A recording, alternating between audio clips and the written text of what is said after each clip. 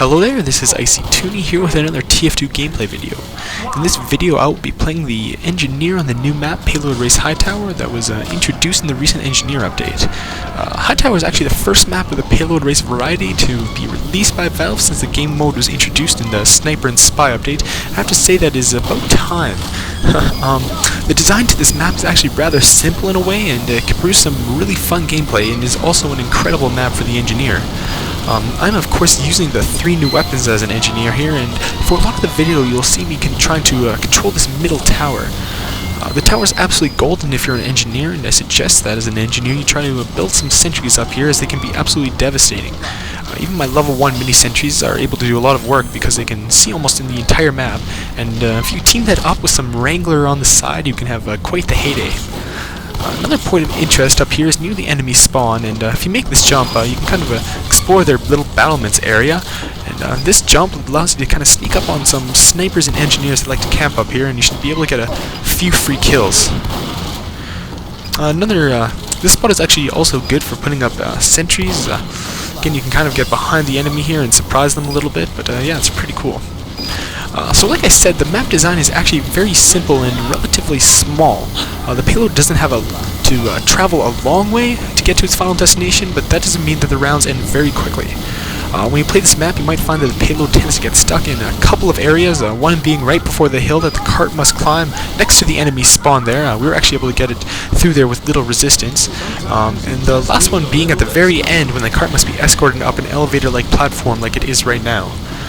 In both cases, the cart will drop back down to its original position if you aren't able to make it all the way to the top, and it drops very fast, so that sometimes will lead to kind of like a never-ending stalemate between the two teams on this map. Luckily, on this round, our team is actually quite stacked, and we're able to move it through this map quite quickly, but that is not always the case. So as I've played with the engineer weapons a little bit more, right as we win the round right there, kind of getting top fragging up there. As an engineer, again, this is one of the best maps for them, so you will see that the engineers usually get the most points. But yeah, as I've been playing the engineer more and more, I've kind of started to learn a little bit more about the new weapons and how to use them. Mini sentries should kind of put up as often as possible, and it's although it's nice to have them in good sneaky spots, it's not crucial that they always stay hidden. You can almost use them as kind of like a locator to alert you where the enemy is at times, so you're not really surprised at all.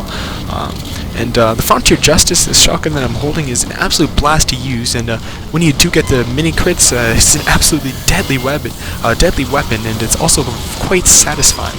And lastly, I think everyone has experienced the raw power of the Wrangler in certain situations. This weapon is an absolute must for the engineer, and will always be more useful than the pistol in almost all situations, as long as Valve doesn't go and nerf the bejesus out of it. So yeah, here in between rounds as the engineer, you're not going to see me do too much differently, seeing as our team has been pushing up the card relatively fast. I think this my team in this video is actually pretty stacked, and that's why you're kind of seeing us move the cart so quickly, and the rounds ending are going to end actually relatively fast compared to how most of my other rounds went with this map. But I was kind of actually pumped to record some footage where one round didn't take 25 minutes to win, and one where I was able to roam around the map a little bit more smoothly, seeing as the blue team doesn't really have many engineers, or any good engineers at that, I guess, to stop my progress. But the coolest thing actually about this map is the ending. That being on that platform elevator at the end can be pretty hectic, and sometimes even nerve-wracking when you get close to the top. Sometimes you just kind of got to take cover behind the cart and hope that nobody's skill shot crits you. At the ending on this map, as an engineer, it's not crucial that you are on that platform.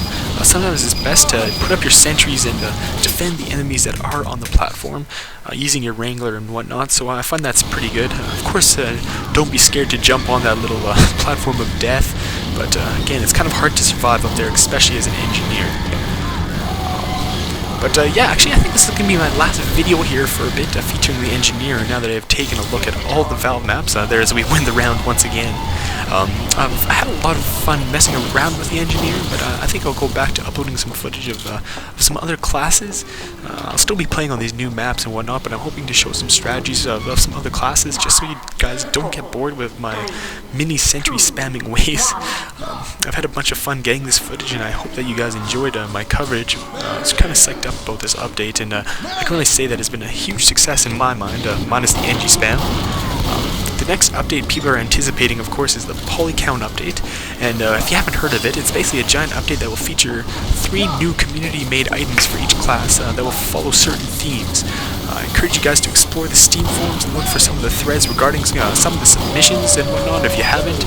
Some of those submissions look absolutely incredible. This update could actually be possibly one of the biggest ones shipped out for this game, and I'm absolutely pumped up about it. It's actually going to be really interesting to see what Valve does after the release of the polycount update, seeing as no one really knows whether another round of class updates is on the way. But I think we all know that Valve is going to support this game even more so in the future. My belief is that they're going to lean towards more community-made materials, seeing as it would allow them to focus more of their time on other projects and whatnot, while still keeping the community happy with some new content for TF2. I would personally love to see another round of class updates, of course, seeing as Valve has created so many cool maps and weapons in the process, but I'm not really holding my breath that they will. But yeah, back to the round, so I'm not really doing too much different here as an engineer, of course, roaming around their spawn area, where usually it's tough to push the cart, but in this case our team is so stacked that it's not. There aren't very many neat tricks or areas to this map, but you don't really need any as the engineer to be successful.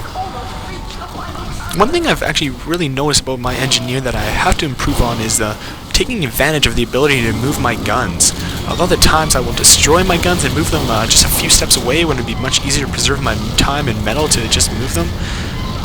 Actually here, I'm going up this little platform, and for once I'm able to kind of stay on here. As you can see, sometimes it's best just to take cover and hope that, again, that nobody's going to crit you or whatnot, and hopefully make your way to the top. Yeah, I was talking about moving my sentries. Sentries build up unbelievably fast when they're moved, so it's really a time saver in a sense. It's kind of hard for me to step out of my engineer habits, though, seeing as my engineer is so much about instinct and quick decisions. I've kind of been so used to destroying my sentries in the past without second thought and building them back up that I haven't really thought of my new ability to move them. You kind of got to be as efficient and resourceful as you can as an engineer to be effective, so I still got to continue working on that, but of course you can't be perfect. And as you can probably now tell, that even though I do consider myself a good TF2 player, I kind of always find ways to improve and whatnot, and try to get better. I guess I'm a bit of a perfectionist in most areas, and it seems like video games are not really much of an exception.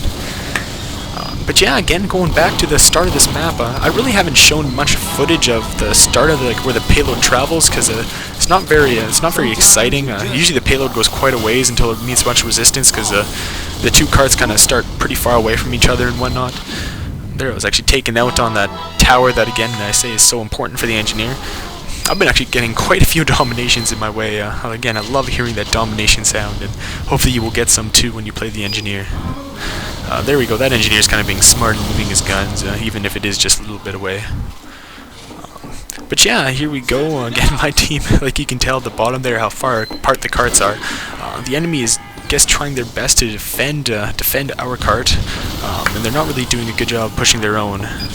But yeah, again, you're not really going to find the teams this uneven at most times.